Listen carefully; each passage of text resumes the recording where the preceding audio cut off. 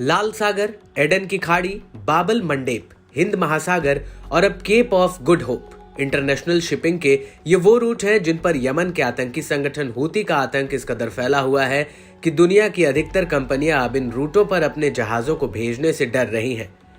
यहां तक कि हिंद महासागर में भी हूती मालवाहक जहाजों और युद्धपोतों पर हमला हो रहा है।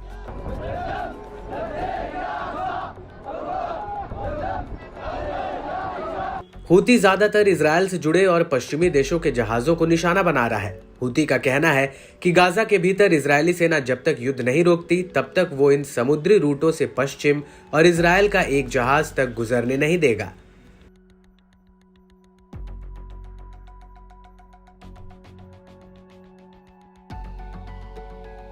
हालांकि हूती पर लगाम कसने के लिए अमेरिका की अगुवाई में यमन के भीतर हूती के कई ठिकानों पर एयर स्ट्राइक हुई थी, लेकिन हूती पर इन हमलों का कोई असर नहीं पड़ा। लेकिन इस सब के बीच अब एक ऐसा खुलासा हुआ है जो अपने आप में ही बेहद चौंकाने वाला है। दरअसल हूती की रूस और चीन से एक खुफिया डील हुई है जिसके तहत वो लाल सागर और अन्य समुद्री रास्तों में रूस और चीन के जहाजों के गुजरने पर उन पर हमला नहीं करेगा। इसको लेकर हूती के टॉप लीडर मोहम्मद अब्देल सलाम और रूस और चीन राजनयिकों के बीच ओमान में बातचीत हुई है। इस मीटिंग को लेकर न्यूज एजेंसी ब्लूमबर्ग ने इस मीटिंग से वाकिफ सूत्रों के हवाले से खबर दी। न्यूज एजेंसी का कहना है कि हूती के बाद इस वादे के बदले चीन और रूस उसे संयुक्त राष्ट्र में राजनीतिक समर्थन देंगे।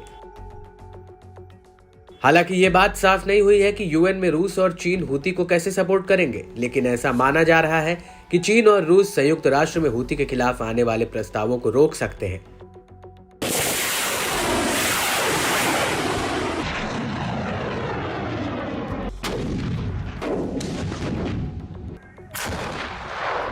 लेकिन सवाल ये उठता है कि आखिर रूस और चीन को हूती से ये डील क्यों करनी पड़ी। तो आपको बता दें कि हूती ने हाल ही में कई जहाजों पर हमले किए थे और दावा किया कि ये जहाज इजरायल, अमेरिका और ब्रिटेन से संबंधित थे, लेकिन हकीकत में उनमें से कई जहाज इन देशों के थे ही नहीं।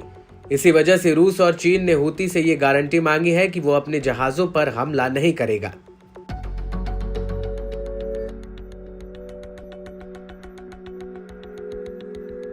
क्योंकि पिछले दिनों हूती ने ट्रू कॉन्फिडेंस नाम के एक मालवाहक जहाज पर हमला किया था और दावा किया था कि यह जहाज अमेरिकी कंपनी का था, लेकिन जांच में पता चला कि यह जहाज किसी गैर अमेरिकी कंपनी के अधीन था। और इसके अलावा जनवरी 2024 के अंत में हूती की एक मिसाइल यमन के समुद्री तट से गुजर रहे रूसी जहाज के पास गिरी थी, जिसके बाद हूती ने रूस के जहाजों पर हमला नहीं करने की बात कही थी।